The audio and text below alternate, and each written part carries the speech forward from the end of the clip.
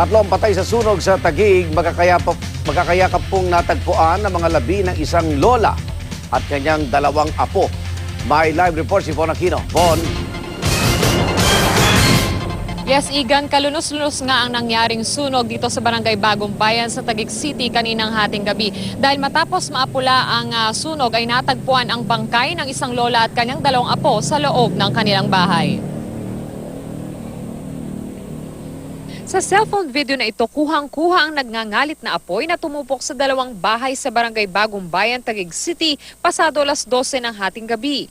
Sa kasamaang palad, nasawi sa sunog ang 60 taong gulang na si Zenaida de los Santos na natagpuang yakap pa ang kanyang mga apo, ang 1 taong gulang na si Ariana de los Santos at ang 9 taong gulang na si Roniel de los Santos. Ayon sa mga bombero, posibleng napabayaang gasera ang pinagmula ng sunog na umabot sa 2nd alarma. Ang tinitingnan namin pinagmulan ng sunog kasi yung bahay walang kuryente, gumagamit sila ng gasera. Gasera lang, nakabitin yung gasera yan.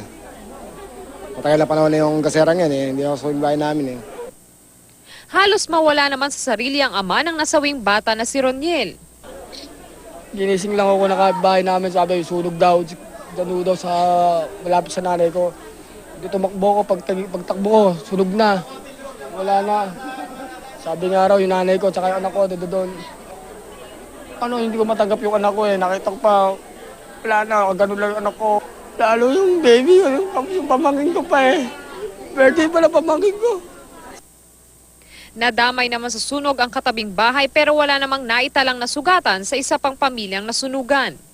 Sa pagtataya ng BFP, aabot sa 50,000 piso ang halaga ng ari-ari ang natupok sa sunog na tuluyang naapula mag-aalauna ng madaling araw. Patuloy na paalala ng mga otoridad sa publiko para makaiwas sa sunog. Yung mga gumagamit ng gasera, kandila, bago matulog, sana patayin natin para makaiwas tayo sa ganito. Iga, nananawagan naman ng tulong ang pamilya de los Santos para maipalibing nila yung kanila mga nasawing mahal sa buhay. No? At maaari daw silang makontak sa cellphone number na 0999-975-9381. At sa ngayon nga, Igan, ay nasa punerarya pa itong mga labi na mga nasawi sa sunog. Igan? Maraming salamat, Von Aquino.